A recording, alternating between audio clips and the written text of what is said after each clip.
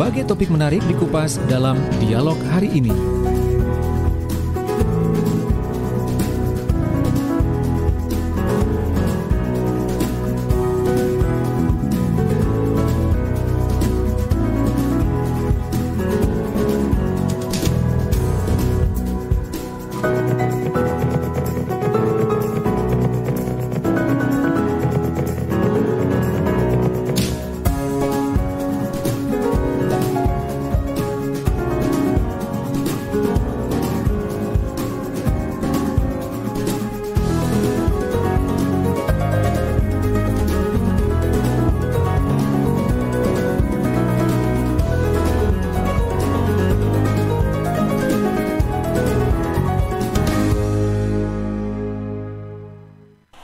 Assalamualaikum warahmatullahi wabarakatuh. Selamat siang sahabat. Apa kabar Anda di siang hari ini, hari Sabtu 6 November 2021? Apa sudah mempersiapkan mau malam minggu di mana? Atau mungkin makan-makan? Atau malah sahabat semua enak di rumah saja nonton TV atau mendengarkan suara Sidoarjo?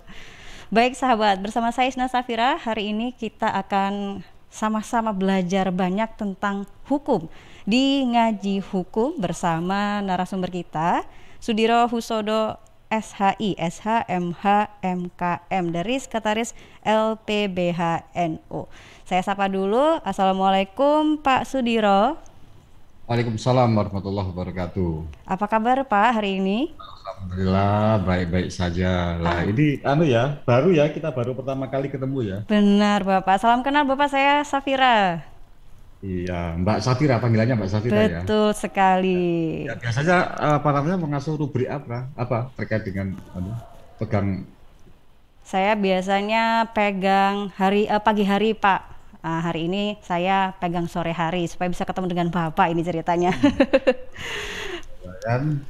Baik ya. Baik Bapak, kita hari ini akan berbicara nih Pak, apakah perlu membayar pinjol ilegal? Sebelum Bapak nanti menyampaikan banyak hal ya, pasti terkait dengan pinjol ilegal.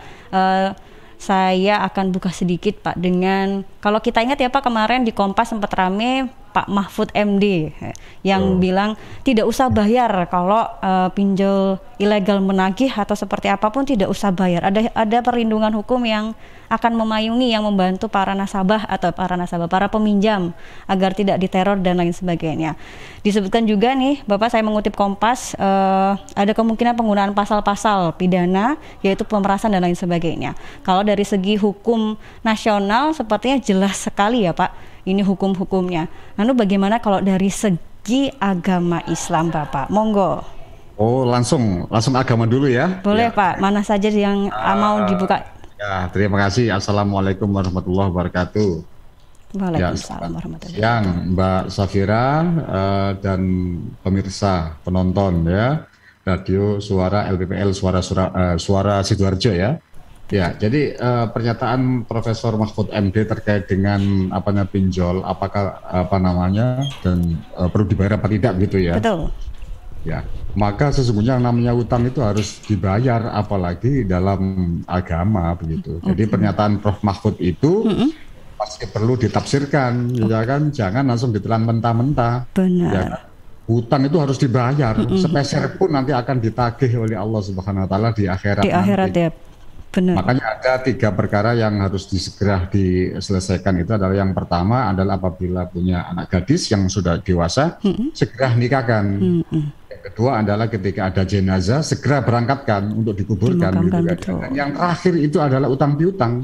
Kalau punya utang, segera lakukan pembayaran. Bahkan Rasulullah SAW sendiri menyatakan bahwa layul wajidi yuhilu airdatu wa uqubatuhu, ya. Menunda-nunda pembayaran padahal dia itu mampu, ya kan? Itu tidak bisa, tidak boleh begitu. Jadi menunda-nunda pembayaran yang dilakukan oleh orang mampu menghalalkan harga diri dan pemberian sanksi kepadanya. Jadi harus segera dibayar begitu. Ya, karena utang piutang. Jadi itu dalam konteks hukum Islam gitu. Nah, mungkin yang dimaksud oleh Profesor Mahfud MD itu adalah hutang pokoknya itu wajib dibayar. Kemudian ketentuan hal-hal lain yang terkait dengan masalah pinjem bunga yang melangit itu jangan dibayar dulu. Mungkin begitu, harus ada penegasan. Prof Mahfud itu menyampaikannya, karena kalau menyampaikannya ke ahli hukum mungkin bisa memahami ya, tetapi kalau menyampaikannya ke masyarakat yang awam, senang, tepuk tangan. Apalagi yang bayar ya Pak ya, hanya pada level lulusan SD, SMP, SMA, mungkin nggak paham gitu. Profesor Mahfud dianggap baru berarti nggak usah bayar gitu, ya kan? Maka sesungguhnya nggak seperti itu maksud daripada Profesor Mahfud MD. Cuma redaksional bahasanya memang harus direvisi gitu ya. Jadi Profesor Mahfud MD harus menyatakan lebih terang lagi begitu, Mbak. Berarti harusnya pernyataannya bagaimana, Prof? Pak Sudiro mungkin bisa di statement kan, jadi semua sahabat Suara Sidoarjo bisa jelas menerima informasinya tepat sasaran gitu, Prof, tidak salah paham. Jadi, mengenai masalah pinjol ya, orang yang punya hutang ini ya, itu menyarankan supaya membayar pokoknya, wajib harus dibayar pokoknya. Karena kalau di dalam Islam itu tidak mensyaratkan bunga begitu. Pinjam meminjam itu tidak boleh mensyaratkan bunga, maka wajibnya harus dibayar, pokoknya harus dibayar. Mengenai bunganya nggak usah dibayar, nah, begitu ya bahasanya itu.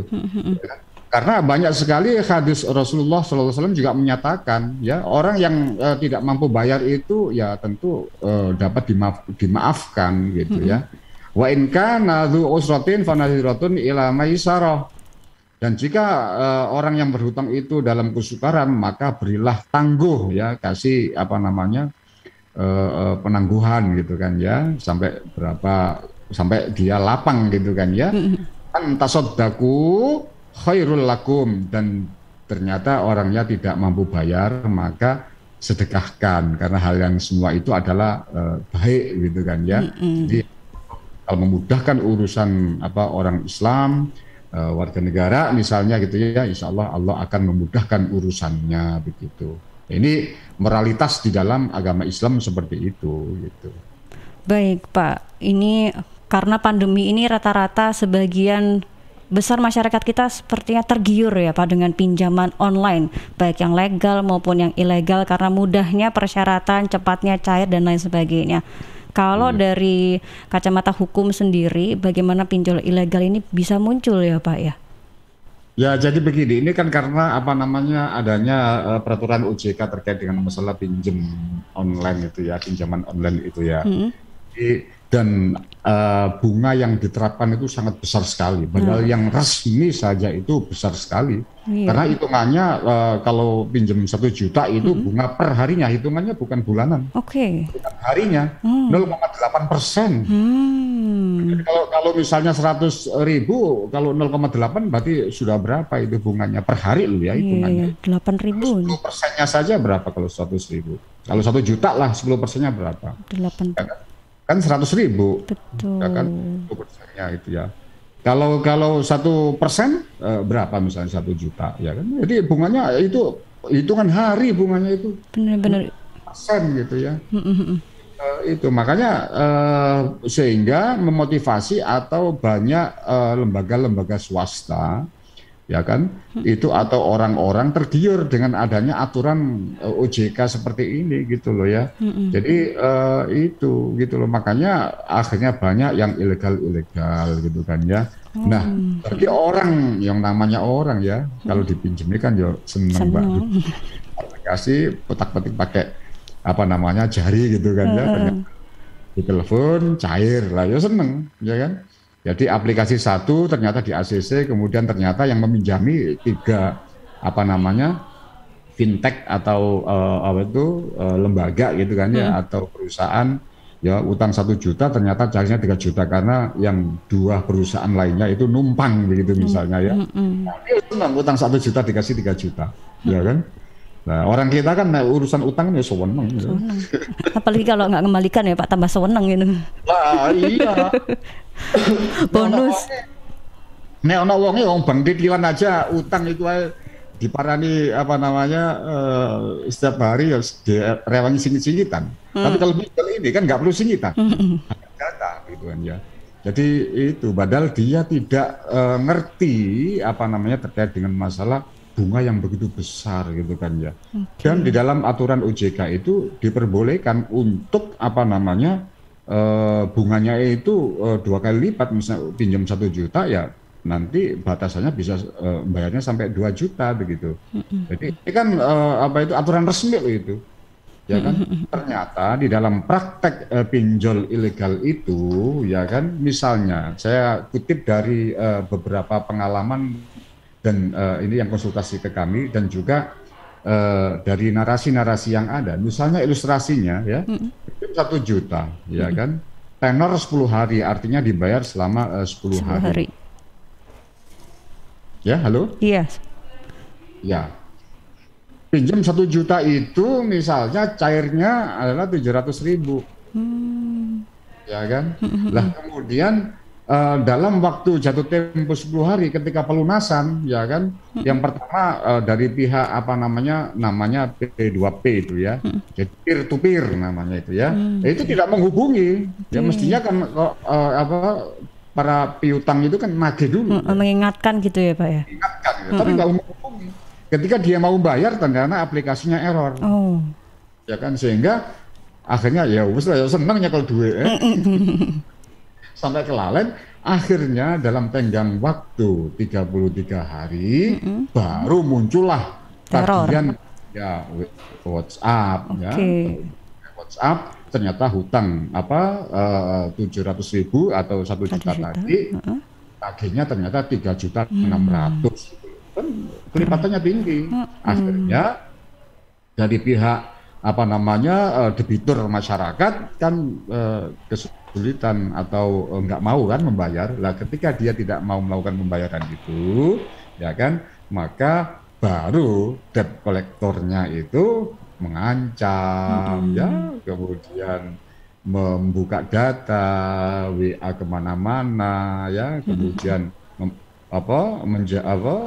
kayak semacam menjelek-jelekkan gambar, foto dan sebagainya, mengirim ke nomor kontak yang ada di nomor HP-nya dia itu disebar kemana-mana, sehingga disinilah letak persoalannya begitu. Nah, kegiatan seperti inilah sangat meresahkan masyarakat dan juga ternyata ketika ini menjadi masalah, pemerintah turun tangan karena ini sudah melanggar undang-undang ITE, undang-undang perlindungan konsumen, ya kan, pidana juga begitu kan ya, KUHP juga begitu, sehingga ini pemerintah langsung turun tangan gitu Mbak.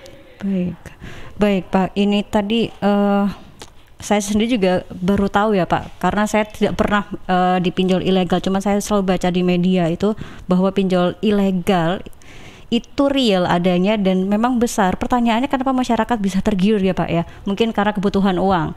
Terus kemudian saya juga penasaran bagaimana itu bisa lolos dari OJK satu, kemudian dari lembaga-lembaga hukum. Itu juga kok bisa lolos? Karena kan kasusnya sudah cukup banyak ya Pak. Kenapa bisa lolos? Apakah lembaga hukum itu akhirnya tidak punya sasaran?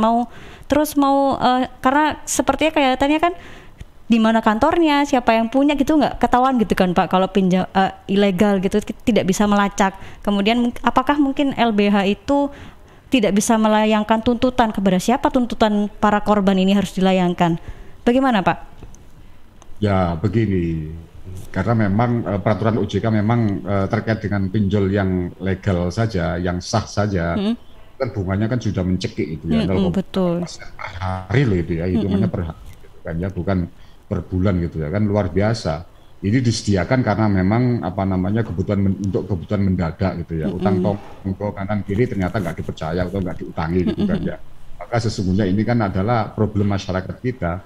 Masyarakat kita itu kalau dulu ada orang tetangga kesulitan itu kan minjemi dan sebagainya gitu kan ya. Tapi sekarang ini kan susah mencari pinjaman, ya kan. Sudah jujur, sudah baik, pinjam ke tetangga itu tidak dipinjemi gitu ya. Oleh karena itu hilangnya kearifan lokal daripada budaya bangsa gitu ya, sehingga dengan adanya ideologi kapitalisme ya, kemudian adanya sponsor-sponsor ya, belanja-belanja yang sifatnya instan dan sebagainya, akhirnya itu kan budaya kapitalisme, kemudian disodori barang ya kan, kebutuhan-kebutuhannya disodorkan uangnya kan begitu kan, sehingga masyarakat kan ingin instan ya.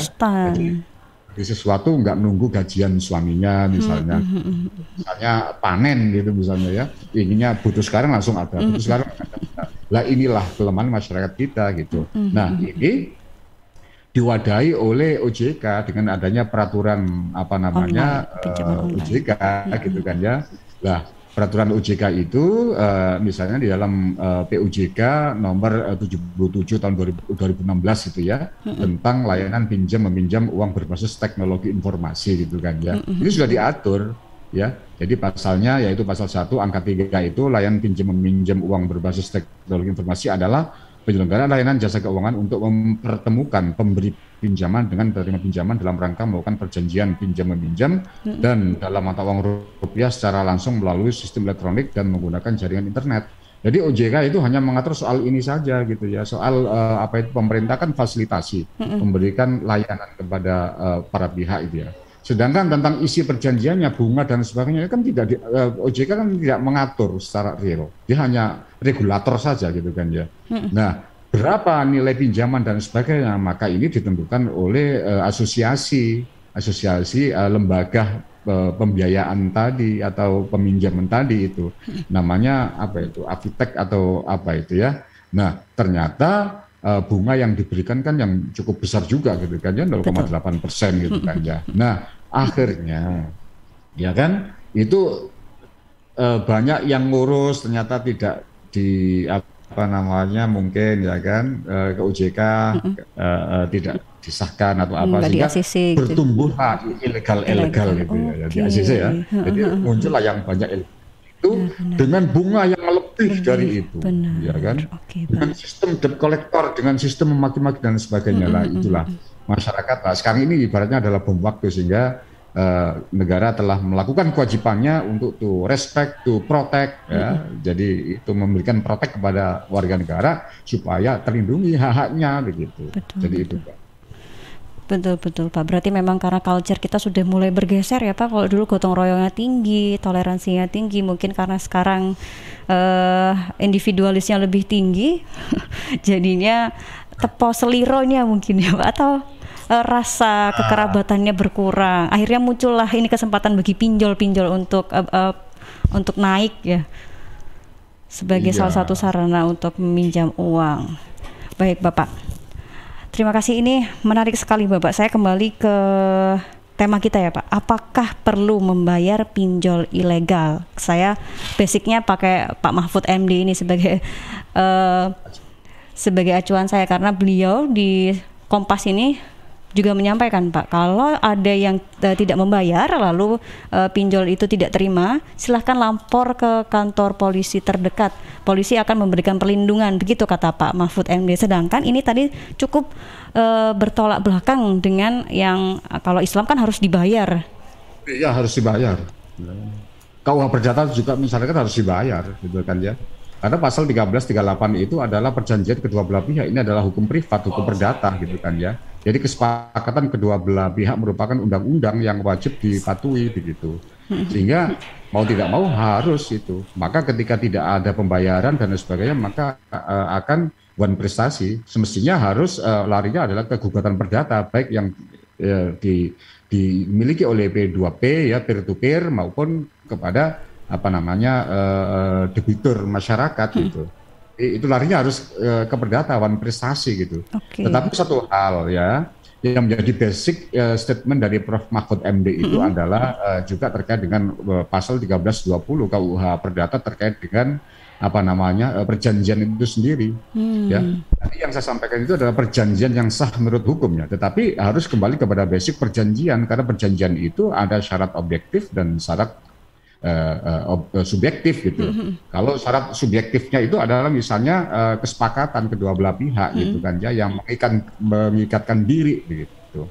Yang kedua adalah kecakapan daripada para pihak gitu ya. Kecakapan itu misalnya anak ini sudah dewasa ya kan, jadi ya kalau kecil ya enggak boleh. Yang kedua apa itu tidak dalam pengampuan begitu kan ya. Nah kemudian yang ketiga adalah suatu pokok persoalan tertentu, jadi dalam hal tertentu gitu ya. Dan yang paling utama itu adalah syarat yang keempat, yaitu syarat objektif, yaitu suatu sebab yang halal, yang boleh gitu kan ya, yang tidak terlarang ya kan. Misalnya perjanjian soal jual beli narkoba ya nggak boleh, jual beli transaksi perzinaan ya nggak boleh ya kan. Betul. Maka transaksi pinjam meminjam itu sah boleh. Tetapi kalau mengacu kepada hukum Islam, ya kan, kalau hukum perdata kan tidak mengatur berapa jumlah bunganya, tidak mengatur. Entah itu pakai bunga 10%, 100% kan tidak diatur. Yang penting ada kesepakatan kedua belah pihak, maka itu sah perjanjian itu. Tetapi kalau dalam Islam itu kan sudah nyata, jelas sekali gitu ya. Wa halallahu bai'a wa harama riba. Allah menghalalkan ya jual beli dan mengharamkan riba. Riba itu yang diharamkan itu adalah at'afa mudha'afa, yaitu yang beranak pinak ya kan. Jadi hutang 1 juta ya kan, kemudian nambah 100.000 berarti 1.100.000 per hari lagi ya Pak ya. Iya, nambah sehingga hutang 1 juta menjadi 3.600.000 ini sudah sangat riba sekali gitu kan ya. Nah ini maka sesungguhnya kalau menurut hukum Islam itu adalah haram gitu kan ya. Tetapi kalau KUH Perdata mengaturnya tidak gitu.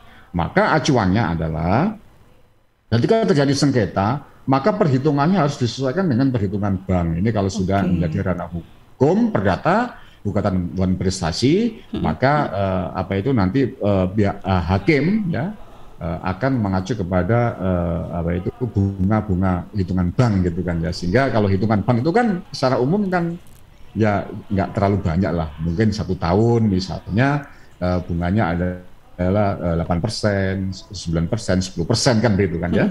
Jadi itu aturannya, acuannya di situ nanti larinya gitu kan ya.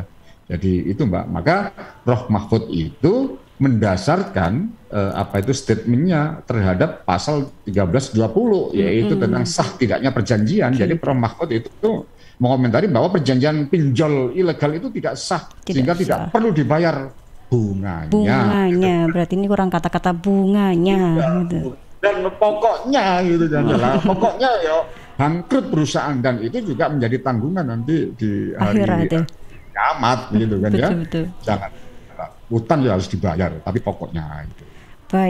Baik Kang Diro, penjelasan yang luar biasa sekali. Kang Diro, kita akan jeda sejenak. Ini sudah ada beberapa pertanyaan. Tetap bersama kami ya Kang Diro. Baik Mbak. Baik, Suara Sahabat, ngaji hukum ini juga live dan serentak di Suara Sampang FM 102,2,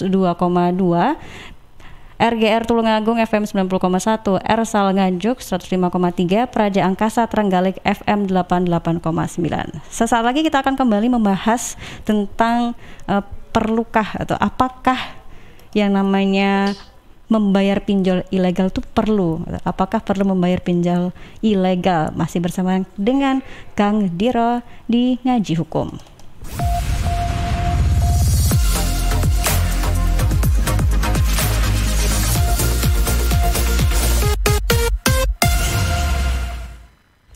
Rokok opo ki? Kok putihan? Ya rokok empok, ya murah, ya akeh. Rokok ilegal ki. Masa rokok ilegal iki? Yo ki. Lah awakmu kok roh nek iki rokok ilegal? Rokok ilegal iki gak nek pita cukene. Samen paling roe bandrol kuwi lho. Rokoke kudu enek merek karo nama perusahaane sing terdaftar ndek bea cukai. Lokasi pembuatane ndek kene ya gak enek. Terus ndek kene rokok ilegal gak enek gambar karo peringatane teko pemerintah. Berarti rokok ilegal gak resmi no? Aduh ya mesti to Lemul. Rokok ilegal merugikan negara. Mergo ora mbayar cukai sing digembangun negara. Walah tutu, sepenting wong-wong gak roh. Loh, gak iso le iki. Makane to le, tuku sing pasti-pasti ae. Aja ngawur. Laporkan peredaran rokok ilegal ke kantor Bea Cukai terdekat atau hubungi nomor 1.500 225 1.500 225. Iklan layanan masyarakat ini dipersembahkan Bea Cukai Sidoarjo. Ayo, ngewangi Bea Cukai, berantas rokok ilegal. Bea Cukai Sidoarjo, fokus mengawasi, tulus melayani. Arek-arek iku rame lapo sih? Mulakno, nek dikandani wong tuwek dirungokno, nek durung siap duwe anak, gak usah rabi. Anake loro, pilek, watuk, ono seseke. Loh, bahaya iku. Ngomong dorong, budal nang bidan. Hati-hati dan waspada ya. Demam, batuk, dan susah nafas bisa jadi itu tanda-tanda pneumonia atau infeksi paru-paru. Penyebabnya bisa virus, bakteri, atau jamur. Mudah menular lewat droplet saat batuk atau bersin. Tapi, ini bisa dicegah dengan pemberian imunisasi PCV pada bayi dan anak. Imunisasi PCV selain mencegah pneumonia, juga bisa mencegah radang selaput otak atau meningitis dan radang telinga tengah atau otitis media. Imunisasi PCV diberikan pertama pada bayi usia 2 bulan, dilanjutkan pada usia 3 bulan, dan dosis ketiga saat anak usia 12 bulan. Imunisasi PCV bisa didapat di posyandu, bidan, puskesmas, rumah sakit, klinik kesehatan, praktek dokter mandiri, dan layanan kesehatan lain yang menyediakan imunisasi. Lapo guyu-guyu dewe. Putune wis sehat, Cak. Wis diimunisasi PCV pisan. Seneng aku. Gak pengen ngeramut bayi maneh ta? Ayo tak gaweno. Iklan layanan masyarakat ini persembahan Dinas Kesehatan Kabupaten Sidoarjo. Suara Sidoarjo, lembaga penyiaran publik lokal pemerintah Kabupaten Sidoarjo. Sahabat, seiring bertambahnya usia, tubuh mulai bersifat asam atau asid sehingga mudah terserang penyakit. Segera perbaiki pola makan dan perbanyak asupan alkaline seperti sayur, buah, dan Cheers Alkaline Power. Cheers Alkaline air minum kesehatan dengan pH tinggi 8,5 yang setara dengan sayur dan buah. Punya 6 manfaat: meningkatkan metabolisme dan daya tahan tubuh terhadap virus, menjadi antioksidan alami pencegah kanker, menjaga kekuatan tulang dan gigi, membantu penyerapan mineral lebih efektif, membantu hati dan ginjal membuang racun dari tubuh, menjaga sakit mah. Dan info lengkap Cheers hubungi Sutrisno 0821 4225 6646 021 4225 6646. Cheers Healthy Drinking Water. CHEERS Cheers, CHEERS Cheers, CHEERS Cheers, air minum yang terbaik. Hey, cheers in the house. Cheers, air ber-pH tinggi.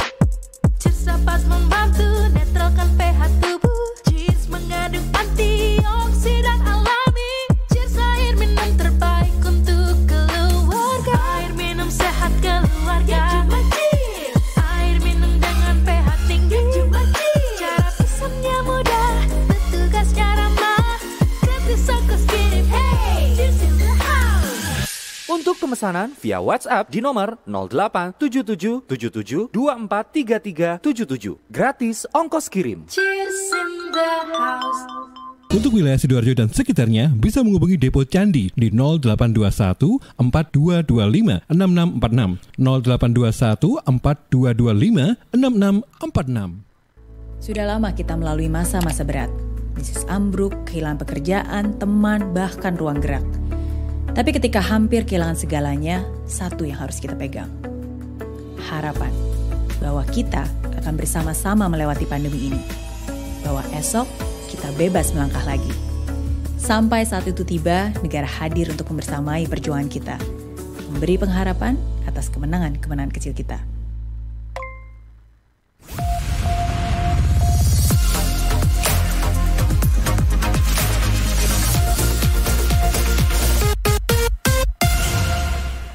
Kembali di Gaji Hukum, masih bersama Kang Diro dan saya Isna Safira. Sahabat, Anda juga bisa ikut interaktif di line telepon 031 896 1514 031 896 1514 atau line WA 0821 3264 1009 0821 3264 1009. Anda juga bisa bergabung di Twitter @susivisual atau @suara Sidoarjo FM. Saya kembali ke Kang Diro. Masih bersama saya, Kang Diro? Ya, Mbak Baik. Kira. Iya. Baik, Kang Diro, kita melanjutkan perbincangan tadi soal keberadaan lembaga hukum. Bagaimana ketika nih ada nasabah atau saya misalnya sudah terlanjur terikat pinjol ilegal, kemudian saya merasa sangat terbebani sekali. Kemudian apakah langkah pertama yang harus saya lakukan? Apakah saya bisa langsung ke LBBH atau ke LPBH ini, ke Lembaga Bantuan Hukum, atau saya lebih baik apa yang saya harus lakukan pertama kali ini, Kang? Ya, baik, kalau misalnya debitur tidak mampu melakukan pembayaran karena begitu mencekiknya bunga yang diberikan dan juga adanya ancaman-ancaman, maka yang pertama ya konsultasi dulu ke LBH boleh begitu kan ya, konsultasi berkaitan dengan problematika yang ada. Maka kita nanti dalam konsultasi tadi itu akan kita lihat gitu ya, apakah lembaga P2P-nya peer-to-peer tadi itu adalah ilegal atau tidak, gitu kan ya, itu satu ya kan. Seandainya legal ya kan, maka ya harus tunduk dan patuh kepada aturan yang ada begitu. Karena nanti ketika itu dilakukan gugatan dan lain sebagainya, maka ya tentu pasti kalah karena dia adalah lembaga resmi begitu ya. Beda dengan yang liar. Kalau liar, insya Allah kalau melakukan gugatan-gugatan yang menang gitu ya. Itu satu. Yang kedua, seandainya memang dia dengan lembaga pinjol legal yang sah, maka saran kita ya mintalah moratorium gitu ya, penundaan kewajiban pembayaran kepada kreditur P2P tadi itu ya. Jadi kalau dalam bahasa Islam tadi minta ditangguhkan, minta waktu penundaan pembayaran utang gitu kan ya. Nah tentunya itu dapat dilaksanakan gitu, misalnya penundaan pembayaran utang itu dilakukan dengan cara membayar bunganya saja, pokoknya belum, misalnya begitu ya kan. Dan tentunya ini juga masih sangat berat karena bunganya memang sangat tinggi kan gitu kan ya. Ya tetap saja karena itu adalah menyangkut masalah undang-undang ya kan, dan PUJK 77 tadi kan sudah disahkan dan merupakan sebuah regulasi gitu ya, maka harus dipatuhi gitu ya. Maka seandainya memang tidak mampu membayar ya kan, memang akhirnya ini piutang ini, pinjol ini kan tidak adanya jaminan gitu ya kan, maka memang kesulitan sehingga mereka menggunakan kekuatan psikis ya untuk melakukan penekanan dan lain sebagainya begitu. Tetapi kalau misalnya moratorium misalnya, di situ kan pasti ada negosiasi berapa kali bayar dan lain sebagainya ya kan. Ya, insya Allah mungkin itu memang harus diselesaikan gitu ya. Tetapi kalau misalnya terhadap pinjol ilegal ya kan, maka sesuai dengan statement daripada apa yang tadi saya sampaikan, bayar pokoknya saja dulu ya kan, harus dibayar pokoknya, sementara bunganya jangan dibayar gitu kan ya, jangan dibayar dulu begitu ya kan. Karena kalau sesuai dengan prinsip hukum Islam tadi ya kan, maka bunga yang begitu itu atau memberikan piutang dengan memberikan syarat tertentu bunga dan lain sebagainya, itu sebenarnya itu juga secara moral itu adalah dilaknat oleh Allah gitu kan ya. Jadi makanya kalau utang piutang jaluk tambahan tak utangi beli mobil ya kan misalnya, tapi aku kayak ono sepeda motor, nah, itu kan nggak boleh begitu ya.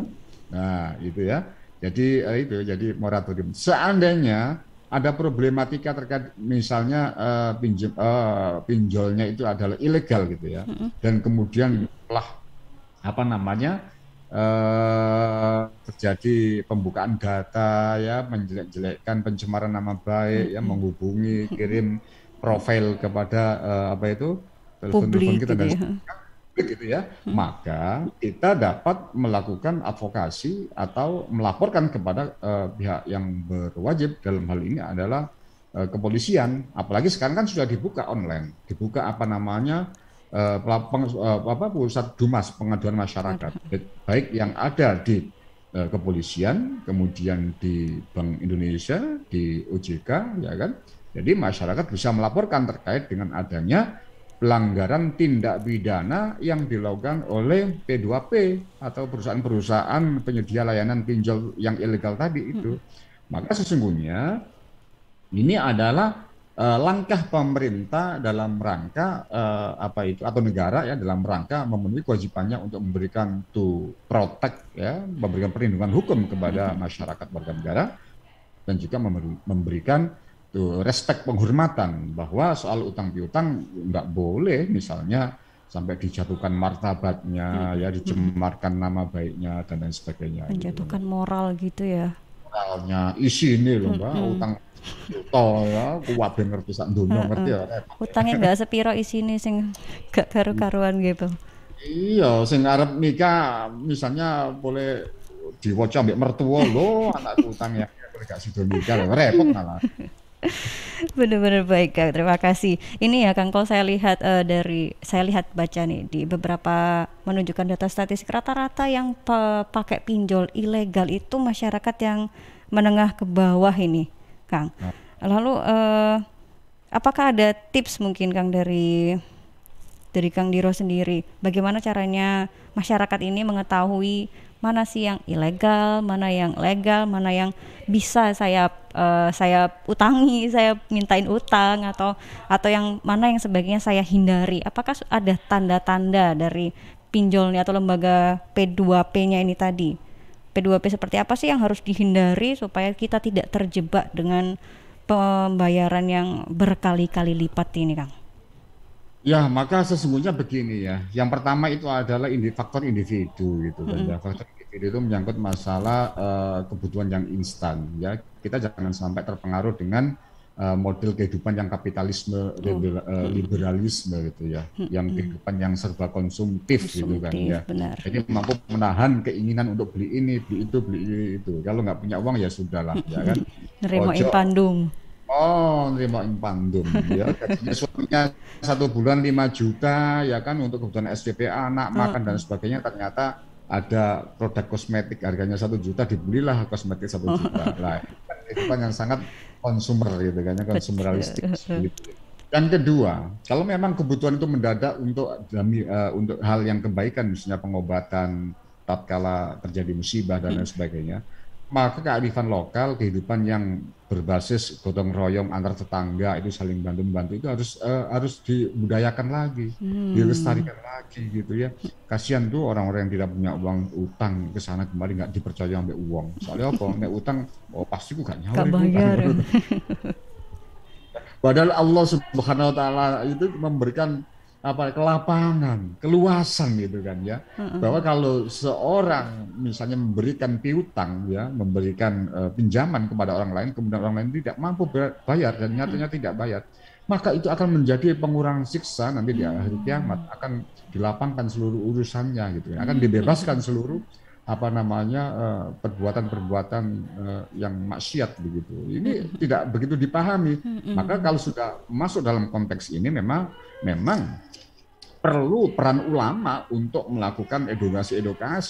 Nah, sekarang ulama itu kan yang kebanyakan yang diceritakan kan bukan soal syar'i seperti ini kan. Yang global, itaqullah, beramalah, ngomong wong amal terus. Lalu bagaimana dengan orang miskin gitu loh ya. Senyum amalnya. Ini ya peran ulama. Kemudian peran negara sudah telat ini, menurut saya telat dalam rangka memberikan edukasi kepada masyarakat, apalagi di tengah-tengah pandemi, ya kan nggak bisa, ya apa karena pandemi ini sehingga lupa memberikan informasi kepada masyarakat terkait dengan masalah bahaya pinjol ilegal begitu, ya kan mungkin karena pandemi COVID itu mereka konsentrasinya di situ, benar. Karena dalam konteks hak asasi manusia, human right, ya. Negara dalam hal ini adalah Kementerian Hukum dan HAM dan juga dinas-dinas hukum itu kan punya kewajiban melakukan penyuluhan hukum gitu ya. Dulu pada era Soeharto, Profesor Orde Baru itu kan ada kadarkum pada level kelurahan gitu ya. Nah ini kan nggak ada lagi gitu kan. Nah ini penting sebenarnya edukasi kepada masyarakat pada level yang bawah. Kalau profesor yang bicara di televisi dan sebagainya, mungkin masyarakat bawah tidak paham gitu loh ya. Tapi kalau masyarakat bawah, apalagi tadi Mbak Fira menyampaikan bahwa para penggemar pinjol ini kan rata-rata ekonomi menengah bawah gitu kan. Maka sebenarnya harus ada peer educator, pendidikan sebaya. Pendidikan sebaya itu dapat dilakukan oleh PKK, tokoh masyarakat, dasawisma dan lain sebagainya tentang bahaya pinjol gitu kan. Karena bagaimanapun pinjol itu juga membuat orang fakir gitu ya. Kadal fakru ayakuna kufron, kefakiran itu dapat menjadikan orang itu kufur gitu kan ya. Jadi itu. Nah, yang terakhir ya terkait dengan untuk membedakan antara pinjol online pinjol legal dan ilegal, memang ini yang mengkaji kalau masyarakat bawah saya kira memang susah gitu kan ya mengkajinya gitu ya. Jadi makanya harus dilihat dulu regulasinya ya kan, bunga dendanya sesuai apa tidak, kalau tidak sesuai maka itu ilegal ya. Kemudian pengurusnya ini kaitannya dengan investigasi ini masyarakat saya kira sangat susah untuk memahami ini gitu ya. Kompleks sekali soalnya. Jadi perlu ya tadi peer educator pada level masyarakat gitu. Dan ini harus diinisiasi oleh negara. Gitu, Mbak. Baik Kang Diro, sudah ada pertanyaan ini dari Twitter dari Maya. Lalu bagaimana upaya pemerintah ini mengatasi korban pinjol dan mengatasi P2P yang liar, karena jangan sampai ada korban-korban lagi yang akhirnya harus bunuh diri begitu. Bagaimana nih tanggapannya Kang Diro? Ya, pemerintah kan langsung sikap itu kan ya. Langsung presiden, instruksinya kan ke presiden. Benar. Langsung kepada Menko Polhukam. Ya, Dimana Menko Polhukam ini kan membawai kejaksaan, kepolisian, ya kan, dan lain sebagainya. Juga termasuk PUJK tidak membawai tapi berkoordinasi dengan OJK, ya kan, Bank Indonesia dan lain sebagainya. Akhirnya kan telah diterbitkan MUU atau peraturan bersama itu ya. Kesepakatan bersama gitu ya, Kang. Kesepakatan bersama gitu kan ya terkait dengan masalah pinjol ini gitu kan ya. Sehingga artinya langkah pemerintah itu diantaranya adalah yaitu tadi statement Prof Mahfud tadi. Jadi lakukan proses hukum, jadi meminta kepada Polri untuk melakukan menerima dumas aduan-aduan, karena delik ini kan delik aduan.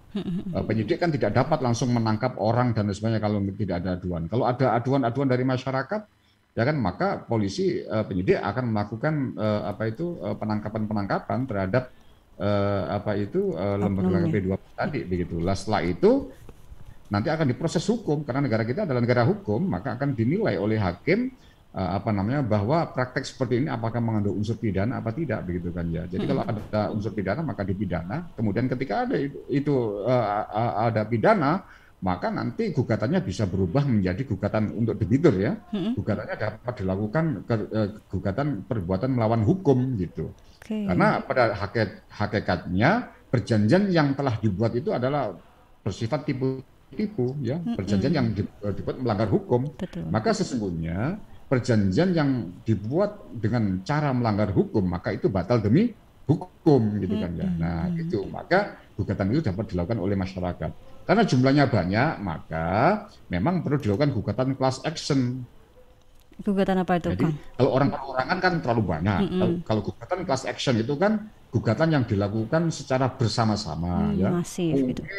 Nanti masuknya melalui lewat YLKI, Lembaga Perlindungan Konsumen, ya kan? Jadi itu membuat gugatan class action kepada P2P yang melakukan pelanggaran-pelanggaran tadi gitu loh, Mbak. Jadi itu kira-kira. Baik, Kang Diro. Ini ada pertanyaan selanjutnya dari Ola di Magersari. Kemudian apakah bisa saya mendapatkan bantuan hukum dari LPBH tanpa birokrasi yang rumit? Karena kami sudah terjerat, kemudian birokrasi yang rumit, rasanya lebih baik kami tidak lapor jika rumit birokrasinya. Bagaimana tanggapannya ini, Kang? Ya baik, jadi gini, kalau minta bantuan lembaga hukum, sebenarnya ada lembaga hukum yang gratis seluruh wilayah Jawa Timur gitu kan ya. Lembaga bantuan hukum namanya OBH, Organisasi Bantuan Hukum ini diberikan secara gratis cuma-cuma gitu. Dapat menghubungi lembaga hukum, termasuk lembaga hukum bantuan hukum kami ya yang telah terakreditasi di Kementerian Hukum dan HAM gitu kan ya. Jadi itu, dan tentunya persyaratannya adalah memang hanya untuk orang miskin gitu kan ya. Orang utang kan juga belum tentu orang miskin karena kehidupan konsumtif tadi ya. Maka apakah mereka adalah kategori orang yang betul-betul miskin sesuai dengan yang dimaksud oleh undang-undang atau tidak begitu. Jadi bisa menghubungi kami, dan juga di Jawa Timur ini ada 68 UBH yang memberikan bantuan hukum gratis, maka dapat menghubungi juga ke Kementerian Hukum dan HAM, Kanwil Hukum dan HAM Jalan Kayun gitu ya. Jadi meminta petunjuk di sana mana UBH yang yang memberikan bantuan secara gratis, karena kuotanya sangat terbatas gitu ya. Jadi lembaga hukum itu ya, hanya dikasih kesempatan hanya 10 perkara dalam 1 tahun gitu. Jadi kalau 10 perkara dalam 1 tahun itu 2 bulan sudah ludes, sudah habis gitu. Oke, berarti ada ininya. Ini ada sambungan lagi barusan datang ini. Kemudian syarat-syaratnya bagaimana ya jika ingin melapor atau meminta bantuan LPBH? Apakah perlu surat RT bukti miskin? Apa perlu, Kang? Ya perlu SKTM, surat keterangan miskin dari kelurahan ya. Jadi surat SKTM itu juga akan pendahuluannya kan harus terusnya dari RT RW baru kelurahan gitu ya. Maka ada surat SKTM tadi gitu. Jadi syaratnya atau misalnya tidak ada SKTM, misalnya kalau punya kartu-kartu yang subsidi untuk orang miskin itu seperti misalnya BOS ya, kemudian PKH ya, terus subsidi loh Mbak yang dari pemerintah itu, maka itu sebagai pengganti boleh. Tetapi yang paling dapat diterima itu adalah yang itu tadi, yang SKTM dari kelurahan itu, Mbak. Baik. Ini saya menyambung pertanyaan yang barusan datang ini. Apakah misalnya ya Pak, dalam satu kecamatan atau satu RT itu ada 5 orang, apakah bisa diwakilkan satu saja yang melapor dengan beberapa masalah yang sama, atau 5-5-nya ini melapor ke polisi? Jadi gini ya. Kalau melaporkan itu kan sebenarnya nggak perlu pengacara. Didampingi pengacara itu ketika menjadi tersangka gitu kan ya. Nah, dalam melaporkan ya mungkin kita advise, kita mengarahkan ya lapor saja. Jadi tinggal lapor, datang ke polisi ya, kemudian disiapkan bukti-buktinya bahwa ada pinjol, bukti elektronik berupa SMS ya, pencemaran nama baik ya, pengaksesan data pribadi kepada orang-orang yang dikirim data-data itu ya, dan sebagainya. Itu sebenarnya 5-5-nya datang karena nanti penyidik Polri nanti akan membuat, karena kan tidak selalu sama P2P-nya kalau 5 orang tadi. Karena ini melalui perusahaan jasa layanan pinjol A, B, ternyata beda-beda. Maka dalam perbuatan pidana itu lapornya ya harus sendiri-sendiri gitu. Betul. Baik, Kang Diro, ini kita sudah mau masuk jam 2. Sebagai penutup, apa yang mau disampaikan Kang Diro kepada seluruh masyarakat terkait pinjol ilegal ini? Ya, baik. Sebenarnya sebagai penutup ini merupakan kesimpulan dari diskusi kita atau ngaji hukum kita di siang hari ini itu ya. Yang pertama adalah terhadap masyarakat ya, hindari perilaku konsumtif ya. Jadi karena sesungguhnya dengan perilaku konsumtif inilah sebenarnya yang membuat kita sempit gitu kan ya. Oleh karena itu hindari ya, nek gak mampu ya wis lah gak usah tuku ya kan. Yang kedua adalah budayakan lagi kearifan lokal, saling tolong menolong dengan tetangga gitu kan ya. Itu adalah sangat penting, itu adalah budaya luhur kita gitu. Maka sesungguhnya kalau ini tercipta dengan baik, kalau hanya kebutuhan 1 juta, 2 juta, 3 juta, saya kira pinjam melalui tetangga-tetangga kan dapat, atau ciptakan lingkungan koperasi di masing-masing perusahaan gitu kan ya, untuk simpan meminjam gitu ya. Gitu. Atau misalnya dalam kesulitan-kesulitan misalnya karena kematian, kesakitan, masih ada budaya iuran ke satu kampung itu. Di kampung saya di daerah Jabon Porong itu ya, itu masih ketika ada orang sakit maka satu kampung iuran bersama, kemudian ditanggung oleh masyarakat. Lah ini sebenarnya budaya yang sangat bagus sekali gitu kan ya. Coba pinjol-pinjol ini kan kebanyakan konsumennya kan masyarakat urban ya, masyarakat yang peralihan datang ke kota. Ya kan? Mereka kan nggak tahu apa-apa gitu ya. Mau pinjam tetangga, sungkan atau enggak. Pinjam orang tua malu ya, sudah ke kota gitu ya kan. Masyarakat kampung itu saya kira enggak ada pinjol, enggak pinjam-pinjol ya. Jadi karena kalau 1 juta, 2 juta pinjam tetangga dan sebagainya itu masih ada. Maka sesungguhnya ini dapat diinisiasi itu kan ya. Berikutnya yang ketiga ya kan, langkah yang dilakukan oleh pemerintah daerah, karena kalau pemerintah pusat sudah aksi gitu ya, dengan cara melakukan MOU bersama ya kan, kemudian memberikan moratorium ya kan, melakukan penindakan dan lain sebagainya ya, sehingga nanti akan muncullah sebuah regulasi baru gitu kan ya. Maka untuk pada level kabupaten kota ini sangat penting sekali pemerintah ini untuk menjalankan kewajibannya, karena sesungguhnya kewajiban negara itu adalah to respect, to protect, to fulfill. Ya, jadi to respect-nya apa? Ya, menghargailah orang-orang miskin itu, ya, harus punya tanggung jawab kepada orang miskin, memberikan jaminan-jaminan kesehatan masyarakat dan lain sebagainya. Kemudian juga menciptakan lagi budaya-budaya seperti tadi itu dasawisma, tolong menolong dan lain sebagainya. Memberikan regulasi, memberikan unit kegiatan usaha-usaha UKM supaya tidak ada kemiskinan. Karena sesungguhnya kemiskinan itu adalah kadal fakru ayakuna kufron gitu ya. Jadi mendekati kepada kekufuran. Dan yang terakhir adalah terkait dengan lembaga yang mengatur soal pinjol ini adalah OJK.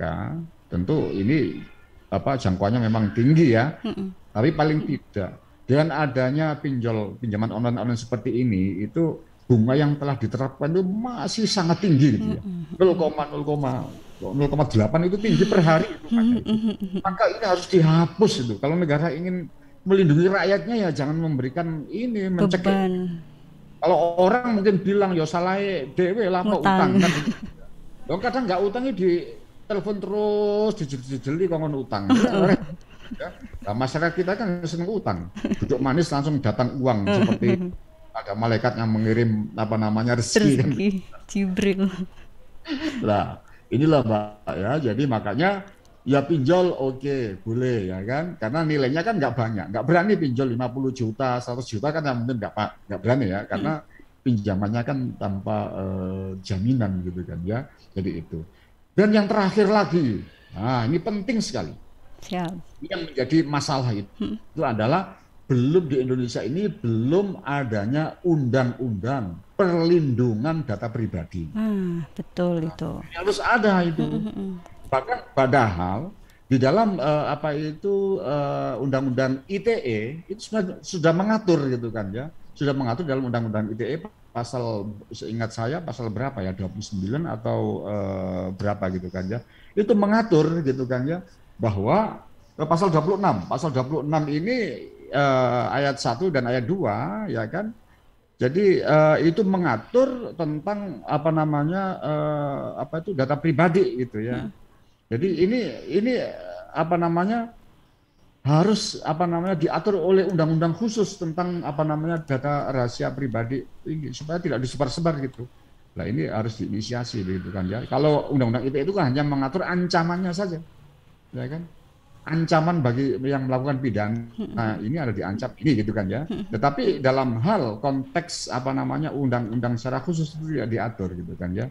Nah ini karena itu kaitannya juga nanti dengan penyadapan yang dilakukan oleh aparat penegak hukum gitu ya. Sehingga masyarakat kan juga ada ketakutan, takut haknya disadap dan lain sebagainya. Kan ada agen-agen swasta atau hubungan orang perorangan dalam melakukan penyadapan. Padahal di dalam undang-undang itu bahwa penyadapan itu diatur oleh hukum acara pidana, yaitu dalam hal ini harus ada persetujuan dari pengadilan begitu, ya kan? Jadi saya kira itu Mbak supaya ke depan tidak lagi ada keresahan-keresahan bagi warga negara. Itu, Mbak. Siap Kang Diro, sangat inspiratif sekali ya pesan-pesan dan sarannya. Semoga hal-hal yang berkaitan dengan pemerintah atau stakeholder bisa segera direalisasikan demi kesejahteraan masyarakat kita juga ya Kang Diro ya. Dan yang terakhir kalau hutang ya nyaur. Kalau hutang ya nyaur. Betul. Terima kasih Kang Diro informasinya untuk hari ini, bagi-bagi ilmunya ngaji hukum hari ini. Terima kasih banyak kesempatannya. Saya dan juga sahabat Suara Sidoarjo belajar bersama ngaji hukum dengan Kang Diro Sudiro Husodo SHI SHMH MKN Sekretaris LPBHNU. Terima kasih Kang Diro. Baik sahabat, kita sudah mau masuk jam 2 siang waktunya. Saya pamit undur diri. Saya Isna Safira pamit. Terima kasih, sampai jumpa. Suara Sidoarjo, lembaga penyiaran publik lokal pemerintah Kabupaten